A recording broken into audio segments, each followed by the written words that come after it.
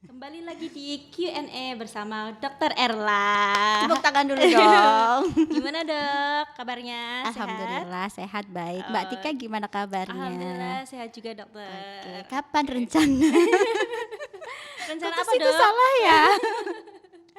Oke oke dok. Jadi gini dok, seminggu yang lalu kita udah Mm-mm. tampung banyak banget pertanyaan dari Erlanes. Akhir-akhir ini Erlanes tuh banyak gini dok, banyak yang mengalami masalah kayak kenapa sih wajah saya akhir-akhir ini kok merah, merundus, itu terus agak kering kayak gitu. Apa mungkin karena cuaca sekarang ya dok ya? Jadi ngaruh ke wajah kita itu jadi lebih sensitif kayak gitu. Oke, itu berarti pertanyaan yang udah kita tampung seminggu yang lalu ya. Iya Kemarin kan kita betul. buka pertanyaan di story IG Erla Skin, kita janji mau Q&A, tapi setelah kita baca satu persatu ternyata kebanyakan mempertanyakan masalah kulit Kulit, sensitif kan. iya. Jadi hari ini kita mau mengkupas Pas tuntas tuntas masalah. kulit sensitif. Oke. Oke. Jadi apa sih dok sebenarnya kalau kulit sensitif itu? Jadi kulit sensitif itu adalah kondisi kulit yang mudah banget mengalami iritasi. Oh Ya, gitu. iritasinya tuh karena apa? Bisa karena faktor polusi, lingkungan, paparan sinar matahari. Tapi nanti untuk masalah faktor-faktor penyebab kita bahas nanti ya, Iya, lebih oke. detail lagi. Oke. Kalau untuk kulit sensitif itu bentuknya itu seperti apa aja ya Bu ya? Oke, bentuk dari kulit sensitif tuh sebenarnya bermacam-macam ya. Ada ruam, merah, kemudian gatel, perih, beruntusan, kayak Oh, gitu, kering. Nah, itu apa namanya? Emang bentuk-bentuk dari kulit sensitif tuh seperti gitu. itu. Kayak pas kita ngerasa kayak kebakar gitu itu juga salah Iya, satunya ya dok heeh, ya? itu kebakar karena adanya faktor-faktor iritan yang mengiritasi Kulit. kulit. Oke. Jadi penyebabnya apa ya dok kira-kira kalau untuk kulit sensitif itu sendiri? Jadi faktor pencetusnya ya. Iya. Faktor pencetusnya itu pertama ada bisa jadi awalnya itu memang udah mempunyai masalah gangguan kulit. Misal rosacea, eksim, terus dermatitis kontak kayak gitu dan ya kita udah dari awal udah mempunyai masalah kulit itu membuat kulit kita lebih rentan untuk terjadinya kulit sensitif itu. Oke. Itu yang pertama. Terus yang kedua juga karena faktor polusi. Tahu kan Iya, polusi apa kan? kayak asap kendaraan, terus Mm-mm. asap rokok itu juga pengaruh Mm-mm. ya dok ya? Debu juga gitu. Oke. Kemudian yang ketiga ada faktor lingkungan. Faktor lingkungan tuh dari paparan sinar matahari, terus juga pengaruh dari suhu, panas dan dingin itu juga bisa menyebabkan kulit menjadi Sensitif. sensitif. Kalau misal gini dok, kalau saya tinggal di daerah yang cuacanya tuh emang panas, maksudnya di banyak pabrik kayak gitu, itu juga Banyak sangat. pabrik Oh banyak pabrik. polusi ya berarti gabungan Apa sih? gabungan antara apa namanya faktor polusi sama faktor itu tadi suhu tadi. Sunan. Nah yang keempat adalah kosmetik. Oh Jadi orang dengan kulit sensitif itu memang harus menggunakan kosmetik tertentu yang aman, yang ramah dan juga yang hipoalergenik. jadi kalau untuk kosmetik dari segi harga mahal itu nggak jadi jaminan ya Enggak dok ya? dong, karena kan tergantung dari komposisinya. Karena ada bahan-bahan yang memang tidak boleh dipakai untuk orang dengan kulit sensitif. Nanti kita bahas di pertanyaan berikutnya. Apalagi tadi? Oke, tadi faktor kosmetik, kemudian hormonal. Nah, kalau misalkan kita mendekati fase menstruasi atau apabila kita juga mau menopause itu berpengaruh terhadap kejadian kulit sensitif juga. Terus genetik, ternyata orang tua yang mempunyai kulit sensitif itu sebagian besar diturunkan kepada anaknya. Oh. Kemudian juga faktor usia, semakin usianya kita bertambah itu ternyata membuat kulit kita juga semakin sensitif gitu. Kok bisa gitu ya dok ya? Ini langsung ke mekanisme aja kali ya. Iya. Ya enggak? Iya Jadi iya iya. Iya. mekanisme antara secara umumnya terus pada orang yang kulit apa namanya pada orang yang usianya bertambah sama tadi pengaruh panas. Jadi itu masih nyambung sih semuanya. Jadi gini, di kulit kita ini kulit bagian luar kan namanya epidermis tuh. Iya. Nah, di lapisan paling atas dari epidermis itu namanya lapisan korneum. Nah, di lapisan korneum ada yang namanya lapisan lemak pelindung kulit. Kita biasa disebut lipid bilayer. Nah, lipid bilayer ini mempunyai dua fungsi. Jadi untuk menjaga kelembaban kulit sama pelindung kulit.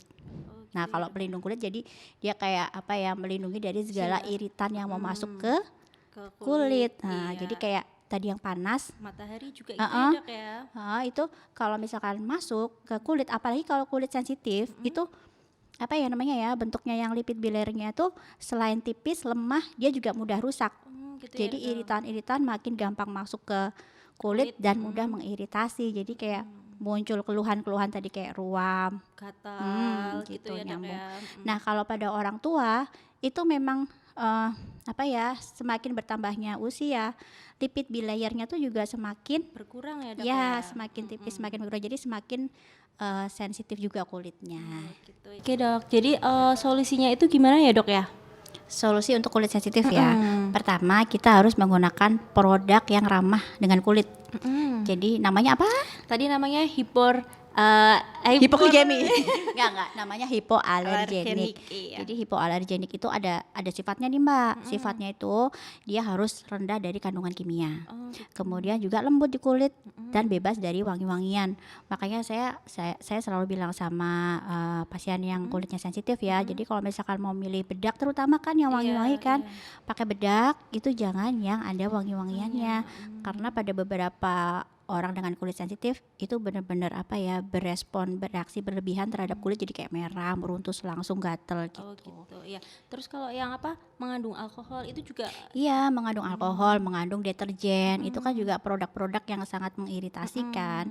Jadi tapi masing-masing orang beda-beda loh kadar-kadar iritasinya kan. iya. Tetap harus mengenali sendiri.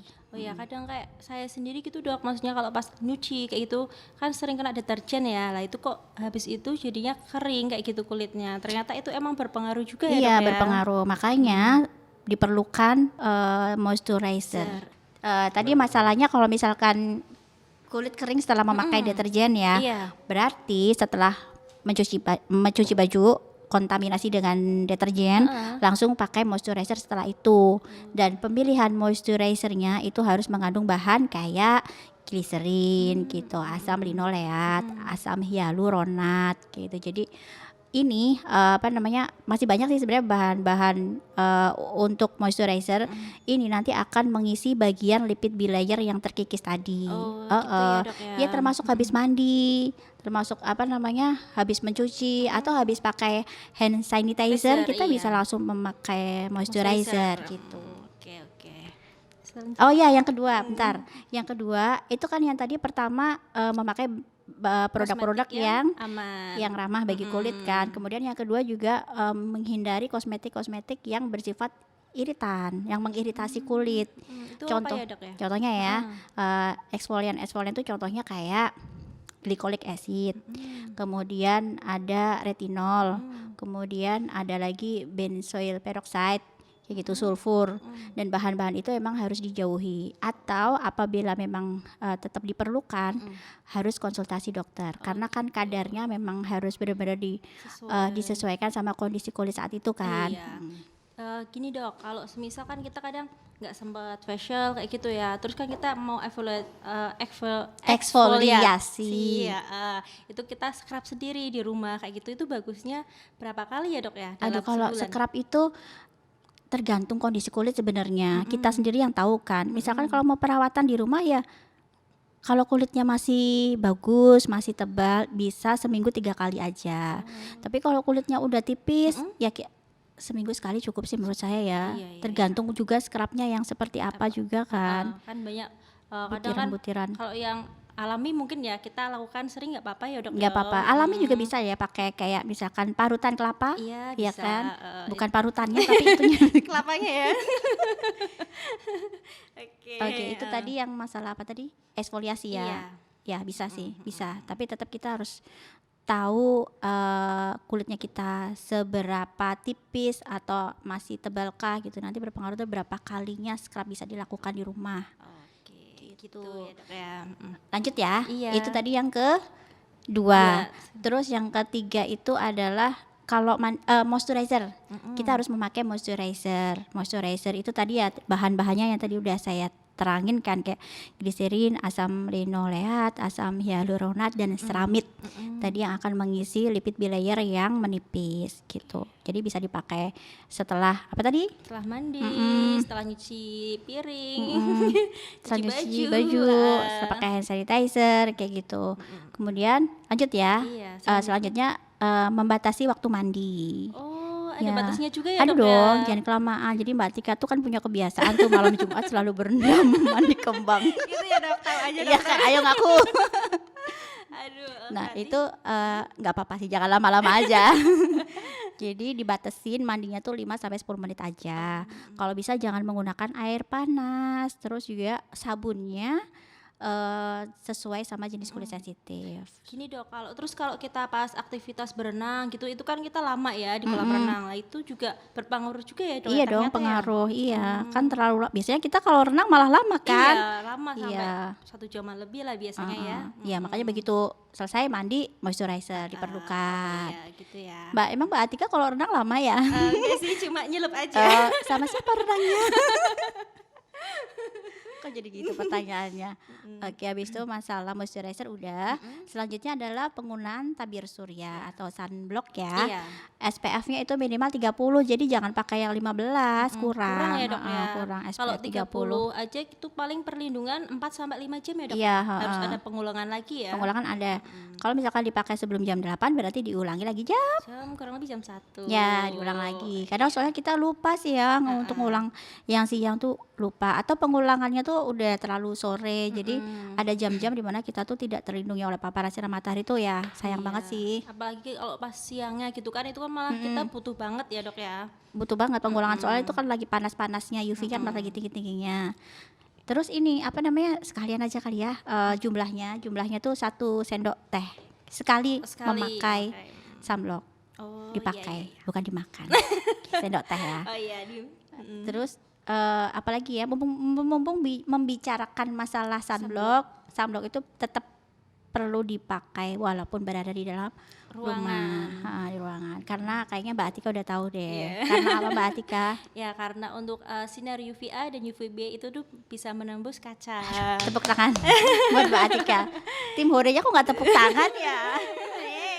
Jadi walaupun di ruangan Dia dapat kita payung cantik. harus tetap pakai sunblocknya. Tetap pakai sunblocknya. Jadi untuk melindungi kulit dari paparan sinar matahari, karena paparan sinar matahari itu tadi termasuk dalam faktor pencetus timbulnya kulit sensitif. Nah, udah sih sepertinya itu solusinya. Kemudian jangan lupa juga untuk minum air putih yang banyak, 6-8 gelas sehari. Kemudian juga makan makanan yang bergizi, perbanyak buah dan sayur, serat. Lalu treatment di Airla Skin. Oh ya, untuk treatment di Airla Skin itu yang diperuntukkan kulit sensitif, kita bisa facial detox cooling ya. Iya, bisa. Jadi calming terapi namanya. Oke, seperti itu ya, Ranes. Untuk pembahasan kita kali ini udah cukup jelas ya untuk faktor penyebab, terus solusi sama apanya tadi ya?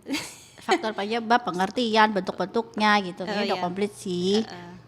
Next kita buka pertanyaan, oke? Oke.